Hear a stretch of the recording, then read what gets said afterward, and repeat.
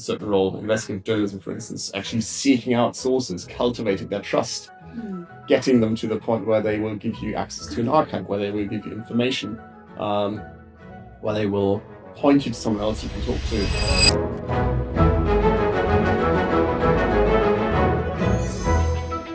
Yes, I think it will. I mean, it will not replace it. I think part of the work of investigative journalism will always be around. Again, remember what I said about thinking about this from the task level.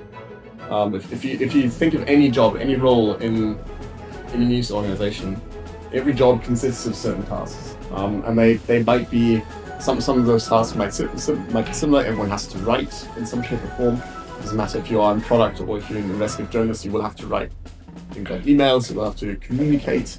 You will have to document what you do. So these tasks are similar.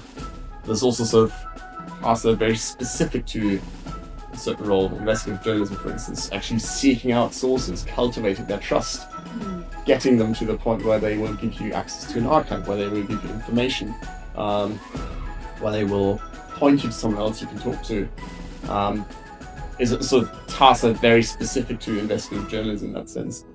And again, some of that you could say can be done by machines or can be helped with. So you have a big data set, you have someone who is interesting for an investigation. He's giving you a big document dump, and in the past, if you could have asked this person, like, point me to the interesting people in this document dump, if they had the time, if they wanted to help you. These days you can, if you know how to do it, and with the right software, you can find sort of interesting people within that document dump. So AI sort of in that context has or can have a sort of augmenting function. It can help you, and it can also potentially replace to some extent tasks that otherwise would have required sort of purely human intelligence. And then this will continue, I think, as the capabilities of the systems increase, which I think they're likely to do. I think more of those tasks will be, in some cases, replaced, in some cases just augmented.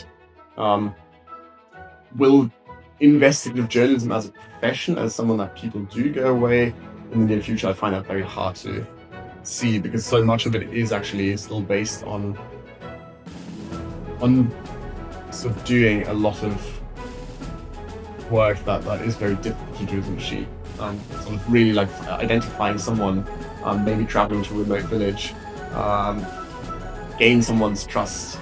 It's that's not something a machine at this point can do. Maybe it will be possible in 50 years' time, once we have very capable sort of embodied humanoid robots that humans also trust in the same way they would trust you. It's not impossible. I'm not saying it's very likely, but it's not impossible. But at least for now, I think it's not immediately sort of around the corner.